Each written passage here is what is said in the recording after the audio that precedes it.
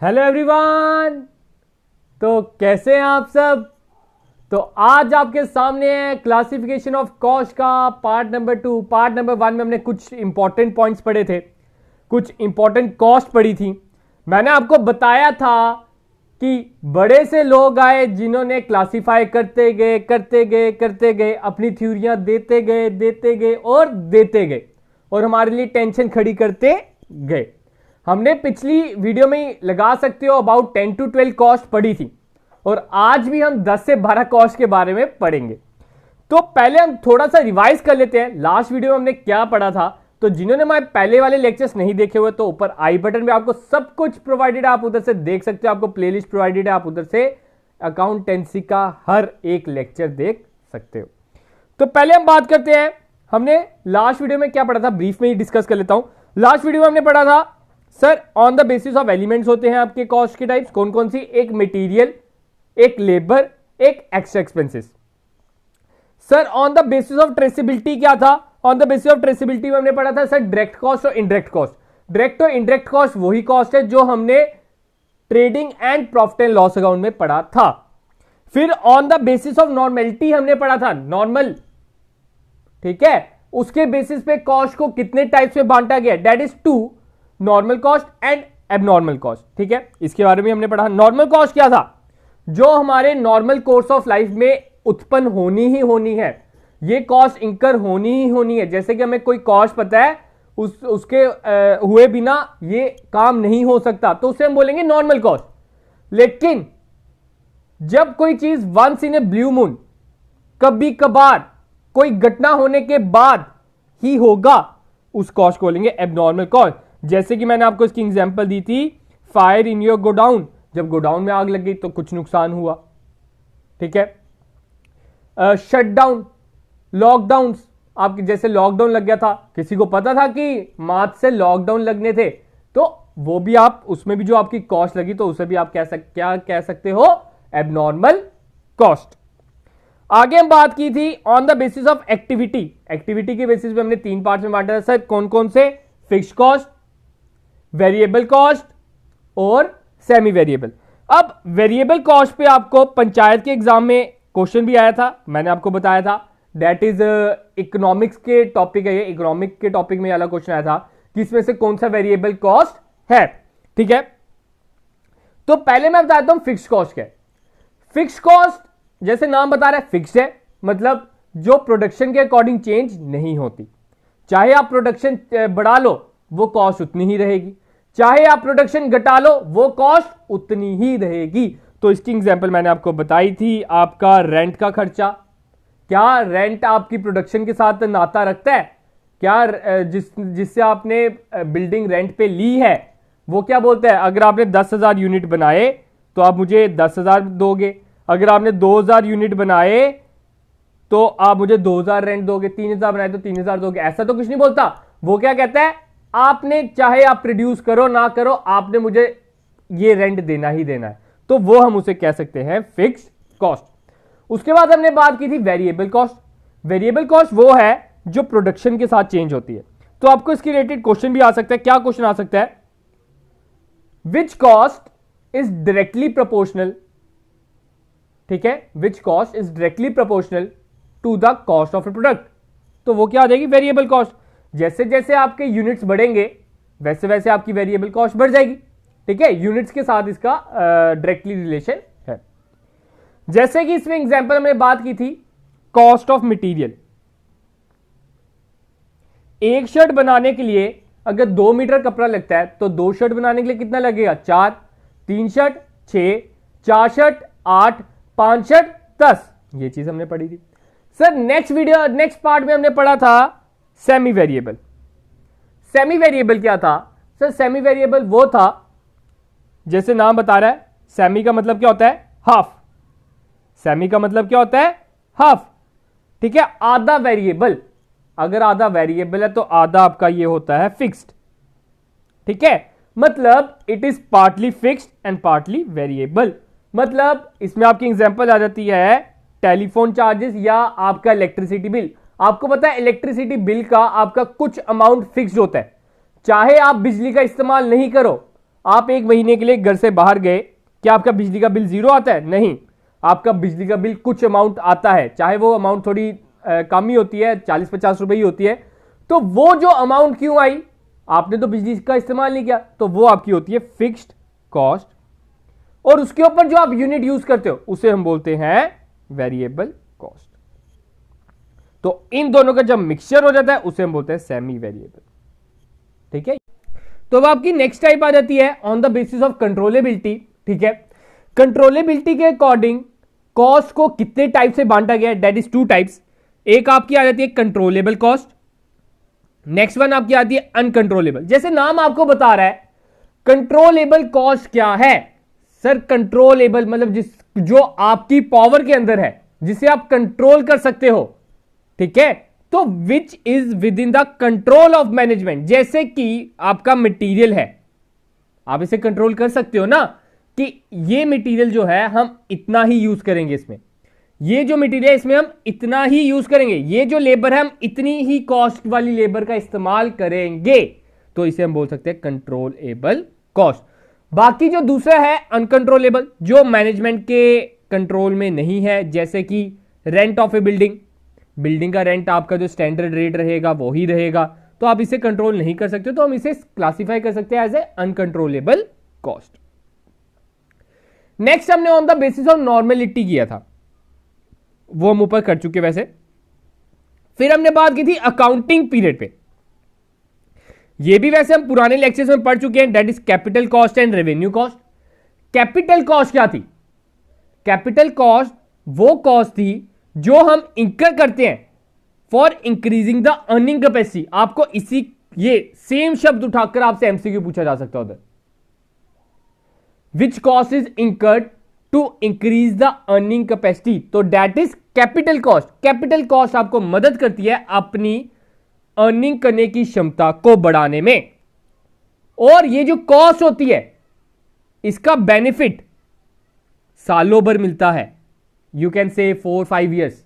ठीक है, अगर रेवेन्यू कॉस्ट की बात करें, ये आपका कॉस्ट की अमाउंट थोड़ी सी कम ही होती है as compare to control capital cost, इसका बेनिफिट आपको उसी साल में मिलता है। जैसे कि कैपिटल कॉस्ट की एग्जांपल आ जाती है, आपने मशीन खरीदी, मशीन का फायदा सालों भर मिलेगा, 4-5 साल मिलेगा, जब उसकी ऑब्सलीट होनी होगी तब उसका फायदा खत्म हो जाएगा। रेवेन्यू कॉस्ट की अगर बात करें तो आपका आ जाता है मटेरियल कॉस्ट। मटेरियल का खर्चा आप उसी में यूज करोगे ना इसी साल, ये तो नहीं है मटेरियल का कॉस्ट जो है आप अगले 3-4 सालों के लिए खरीद के रख लेते हो।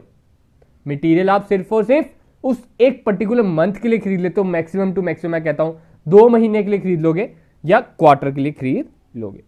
अब आगे बात करते हैं, जो आज हमारी वीडियो का मेन टॉपिक रहेगा, जो हमारा स्टार्टिंग पॉइंट रहेगा, ये तो हमने डिस्कस किया जो लास्ट वीडियो में हमने पढ़ा था। ठीक है, अब हमने पढ़ना है classification on the basis of planning and control.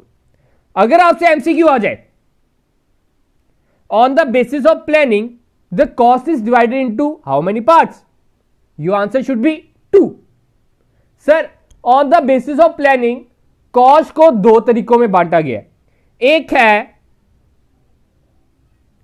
Budgeted cost and the second one is standard cost. अब मैं बता दूं, ये दोनों ना एक दूसरे से बड़े मिलते जुलते हैं, ज्यादा डिफरेंस नहीं है मेन इनमें। ठीक है, जो मैं मेन डिफरेंस आपको बताने वाला हूं उसे आप नोट डाउन कर लो अपनी नोटबुक में, आपको पता होना चाहिए इनमें जो थोड़ा सा है डिफरेंस वो क्या है। देखो, आप सभी ने बजट का नाम सुना होगा, रिसेंटली अभी बजट हमारा पेश हुआ है, फेब के महीने में आता है। ठीक है, लागू आपका 1 अप्रैल से होता है। तो बजट क्या होता है?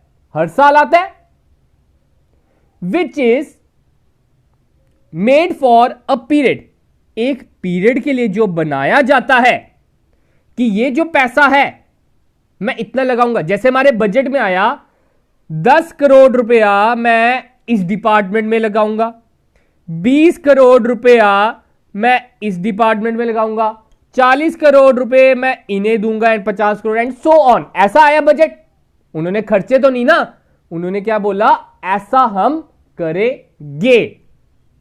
करेंगे, इसमें बड़ा अंतर है, ध्यान से समझना, करेंगे, अभी हमने किया नहीं है। तो बजटेड कॉस्ट भी ऐसा ही है, जो एक पीरियड के लिए बनाया जाता है।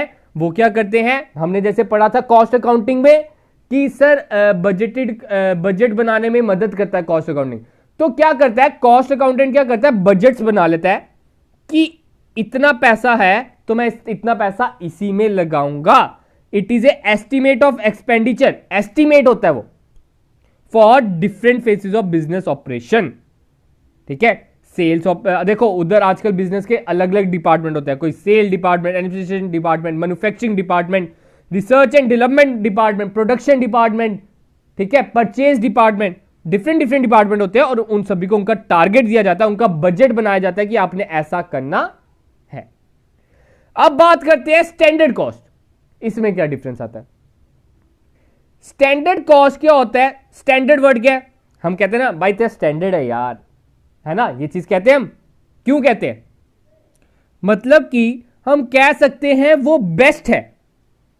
फॉर एग्जाम्पल आज मेरा मन कर रहा है, मन के बहुत बड़ा सोच लिया मैंने, मतलब कि मैंने कंपनी खोलनी है मैगी की। ठीक है, मैं कंपनी खोलने जा रहा हूं, मैगी प्रोड्यूस करनी है। अब मैं क्या करूंगा, सबसे पहले मार्केट में पता करूंगा मैगी मिलती कितने की है। मैगी कितने की मिलती है सर, ₹10 की। अब क्या मैं 20 रुपए की मैगी बेच सकता हूं, सेम कंटेंट, सेम हर एक चीज, क्या मैं 20 रुपए की बेच सकता हूं, नहीं। तो उस टाइम पे हम कहेंगे ये जो ₹10 है स्टैंडर्ड कॉस्ट है, बेस्ट कॉस्ट है, मैंने इसके ऊपर नहीं जाना, इसी को मैंने आगे यूज करना है। तो आपने स्टैंडर्ड कॉस्ट को इस हिसाब से याद रखना है। तो क्या है, it is a pre determined cost, cost को आप पहले ही डिटरमाइन कर लेते हो based on the technical estimates of material, labour and overhead. The standard cost is a determination in advance, advance में आपने पहचान लेना है ना भाई, इसके ऊपर नहीं जाना, ये लक्ष्मण रेखा है, ठीक है, of what should be the cost in advance of production of what should be the cost. Hope की क्लियर होगा budgeted cost to standard cost. आगे बात करते हैं, अगली एक और आगे, on the basis of product, product के बेसिस पे कॉस्ट को कितने टाइप्स में बांटा गया है। एक आपका आता है प्रोडक्ट कॉस्ट, दूसरा आपका आता है time and period based cost. ठीक है, अब प्रोडक्ट कॉस्ट, प्रोडक्ट क्या होता है, जो हम चीज बना रहे हैं तो उसकी जितने भी खर्चे होंगे उससे हम बोलेंगे प्रोडक्ट कॉस्ट। फॉर एग्जाम्पल इधर देखो, product cost is identified in any product, जो प्रोडक्ट कॉस्ट है ना उसे आप कहीं प्रोडक्ट में कभी भी जो कॉस्ट है आप उसे आइडेंटिफाई कर सकते हो प्रोडक्ट में, उसको हम बोलेंगे product cost. It include direct material, direct labour, direct overhead. पता चल गया, प्रोडक्ट कॉस्ट में ये तीन चीजें ही आएंगी। Up to sale, these products are shown and valued as inventory. Sale तक, मतलब सेल तक अभी बिके नहीं है, जितने दिन नहीं बिकते तब तक इसे हम कैसे वैल्यू किए जाते हैं, एज ए इन्वेंट्री, या एज ए इन्वेंट्री का दूसरा नाम पढ़ चुके हम स्टॉक। मेरा तभी मैं कहा था पहले आप स्टार्टिंग वाले चैप्टर्स पढ़ लो, तभी मैंने पढ़ाए हैं। ठीक है, इन्वेंट्री का मतलब क्या है, stock, and they form a part of balance sheet, और बैलेंस शीट में आपको होता है स्टॉक लिखते हैं हम, तो ये चीज बोलिए। The cost of these products are transfer to cost of goods sold.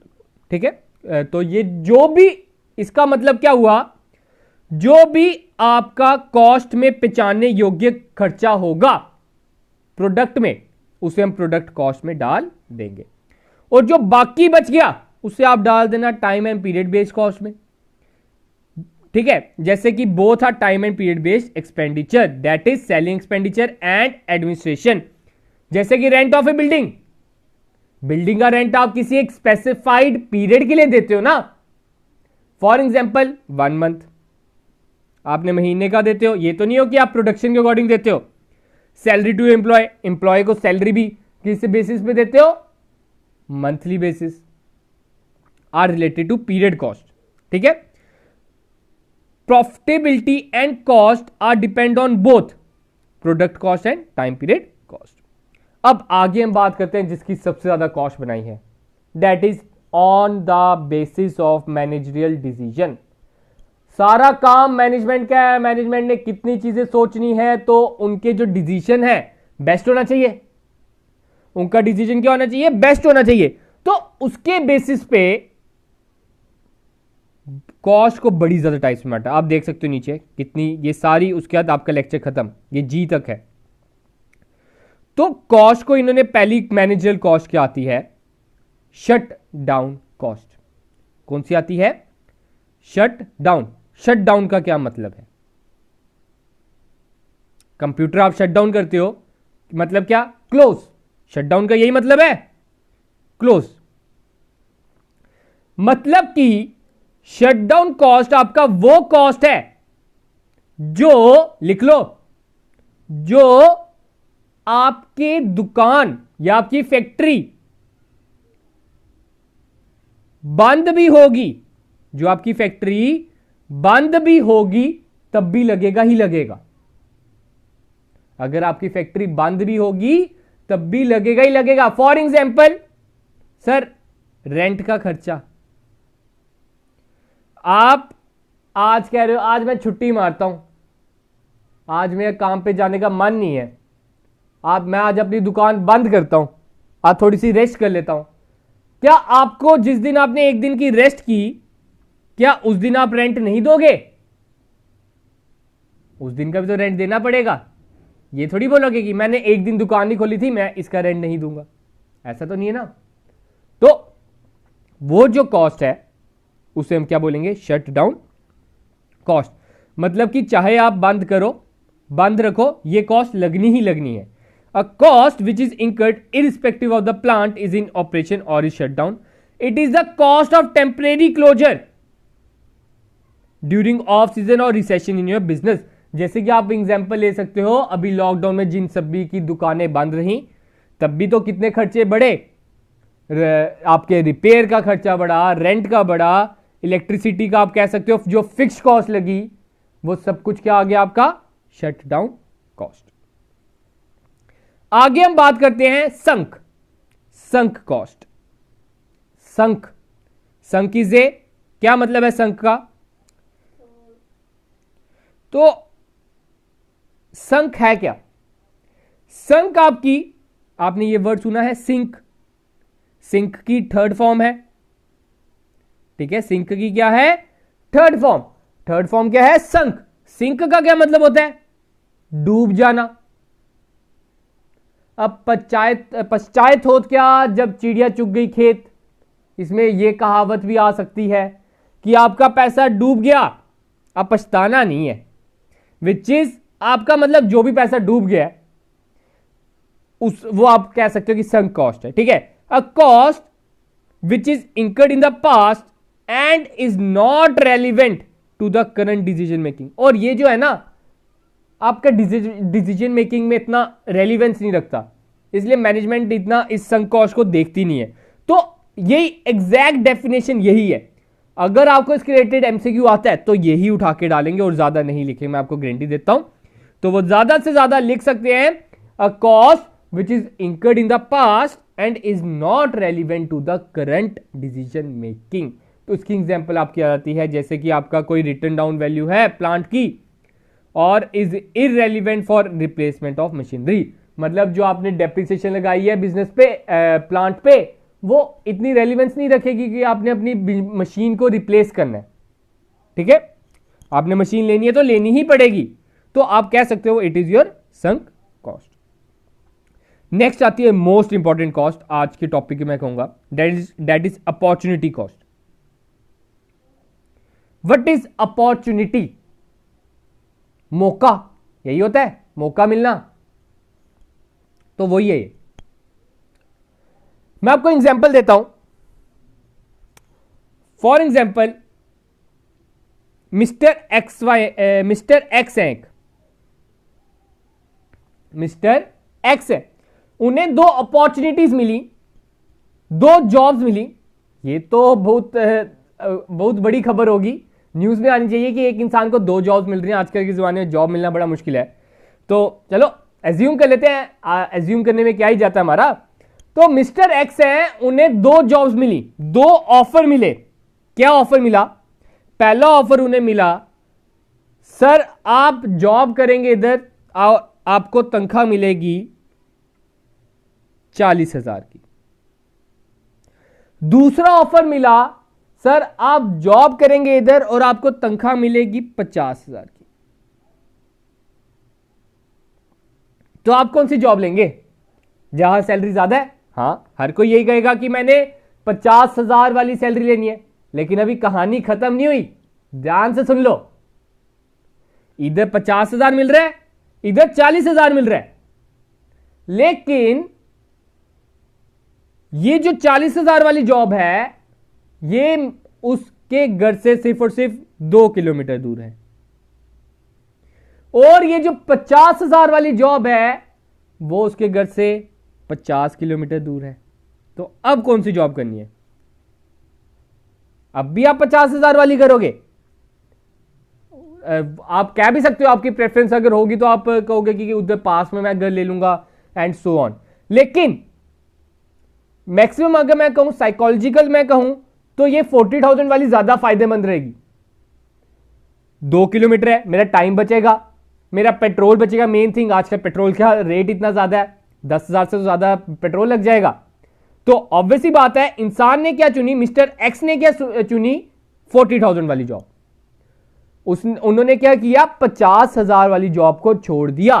तो इसमें जो ये 10,000 का डिफरेंस है, इसको हम बोलेंगे अपॉर्चुनिटी कॉस्ट, जो उन्होंने सेक्रीफाइस कर दी।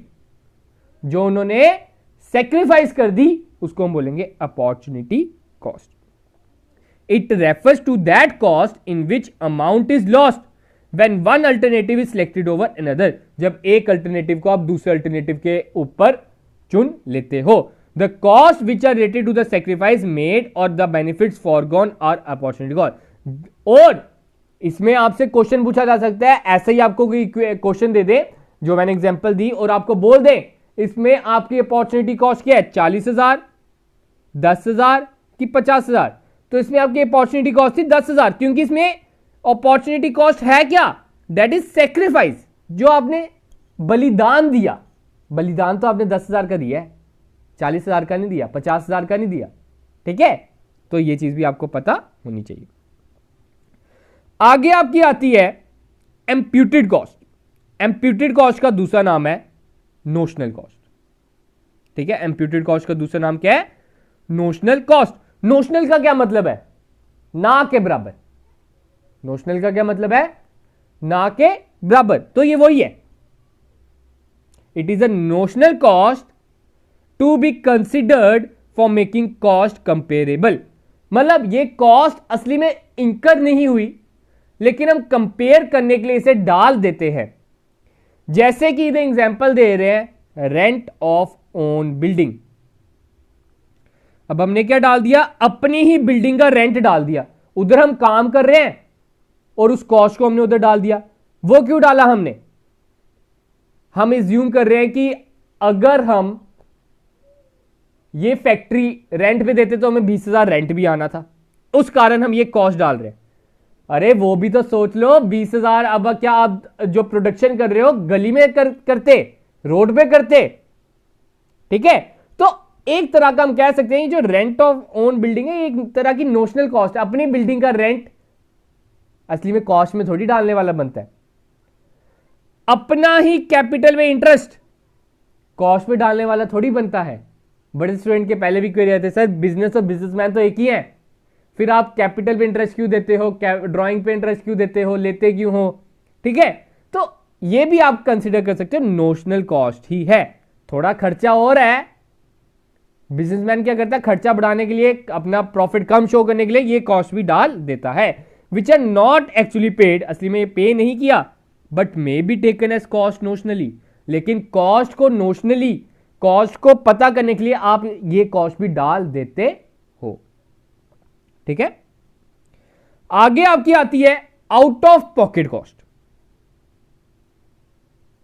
नाम से पता चल रहा है, मैक्सिमम का नाम से पता चल जाता है, जो पॉकेट से जा रही है। आउट ऑफ पॉकेट का मतलब यही हुआ जो पॉकेट से जा रही है। इसमें आपकी एग्जांपल बन जाती है, एक कंपनी है, वो बेचारी बड़ी लॉस में चल रही है। लेकिन एक दिन क्या हुआ, उसके लिए एक बहुत खुशखबरी आई, सरकार आपके लिए एक प्रोजेक्ट आया है। कंपनी कहती ठीक है बताओ प्रोजेक्ट क्या है। तो कंपनी ने देखा प्रोजेक्ट को, उधर उन्होंने देखा हमारा मटेरियल लेबर सब कुछ मिला मिलू के खर्चा लगता है 10,000, साथ में मशीनरी का डेप्रिसिएशन भी डालना है। उसने कहा मशीनरी का भी डेप्रिसिएशन डालना है 1,000, तो आपका प्रोजेक्ट का खर्चा हो जाता है 11,000। ठीक है, 10,000 हो गया जितना मेरा पैसा लगना है, कैश एक्सपेंस होना है। 1,000 हो गया ये जो डेप्रिसिएशन वगैरह लगती है ये थोड़ा सा, ठीक है, ये नॉन कैश एक्सपेंस होना है 1,000, वो भी हमने इंक्लूड किया। हमने बोला ये प्रोजेक्ट में आपको 11,000 देने पड़ेंगे तो मैं ये काम कर दूंगा, ये प्रोजेक्ट आपका कर दूंगा। अब जिस बंदे ने प्रोजेक्ट देना है वो कह रहा है मैंने 11,000 नहीं देने, मैं आपको 10,000 ही दूंगा, नहीं तो मैं और किसी के पास चल जाता हूं।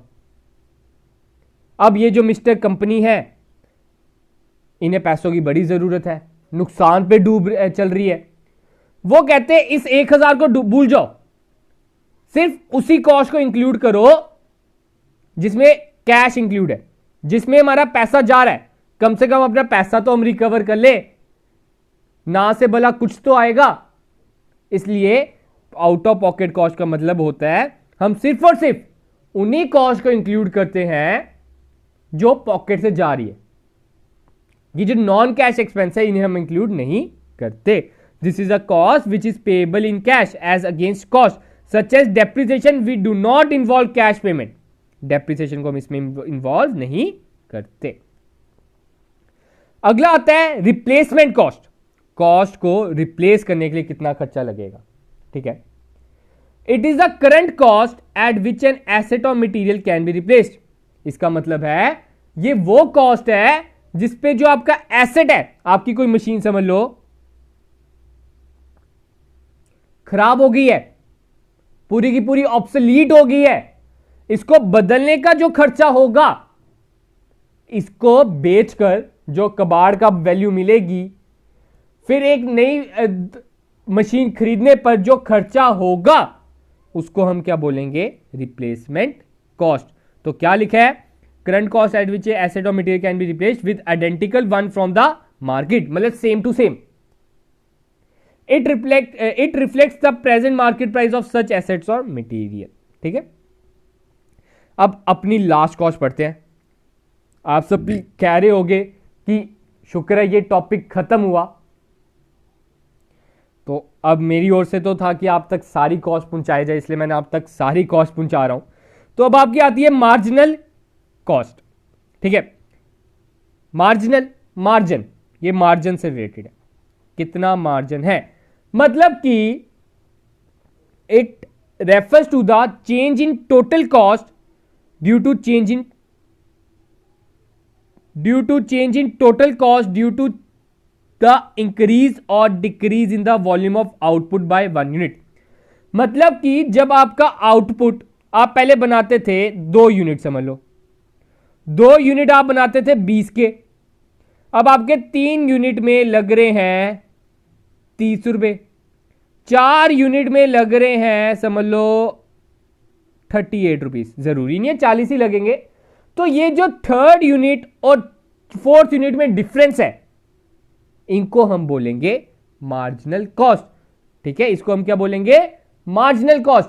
आपका जब आप एक और प्रोड्यूस कर रहे हो या एक और प्रोडक्शन को डिक्रीज कर रहे हो, उसमें जो एक्स्ट्रा कॉस्ट लग रही है उसे हम बोलते हैं मार्जिनल कॉस्ट। मतलब टोटल कॉस्ट ऑफ एन, ठीक है, total cost N minus total cost n minus 1 is equal to marginal cost.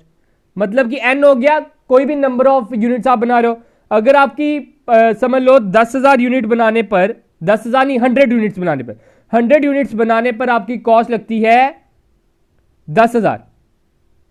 ठीक है, 100 यूनिट्स बनाने पर आपकी कॉस्ट लगती है 10,000, और ये 100 का था और ये आपका आएगा 99 यूनिट्स बनाने पर। 99 यूनिट्स बनाने पर, ठीक है, 99 यूनिट्स बनाने पर आपकी कॉस्ट लगती है 9900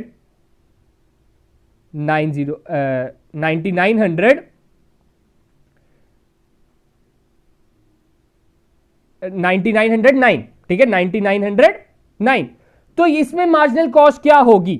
तो इसमें मार्जिनल कॉस्ट आपकी होगी 10,000 में से 9909 को माइनस करेंगे तो आपका आंसर आता है 81। Marginal cost is your 81। मतलब जब आप एक और नए प्रोडक्ट बनाओगे तो उसमें कितना एक्स्ट्रा अमाउंट आपको देना पड़ता है। एक और प्रोडक्ट आप अगर कम कर दोगे तो आपको कितना एक्स्ट्रा कॉस्ट देना पड़ता है, तो उसे हम बोलते हैं मार्जिनल कॉस्ट।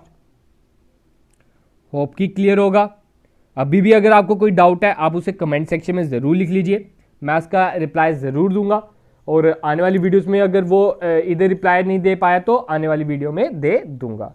तो गाइस आज के लिए हम अपनी वीडियो इतनी रखते हैं। होप कि आपको वीडियो अच्छी लगी होगी। अगर अच्छी लगी है तो लाइक बटन को दबाना ना भूलें, चैनल को सब्सक्राइब करना ना भूलें, दोस्तों के साथ शेयर करना ना भूलें। तो गाइस आज के लिए इतना ही। तो have a good day and enjoy your day guys.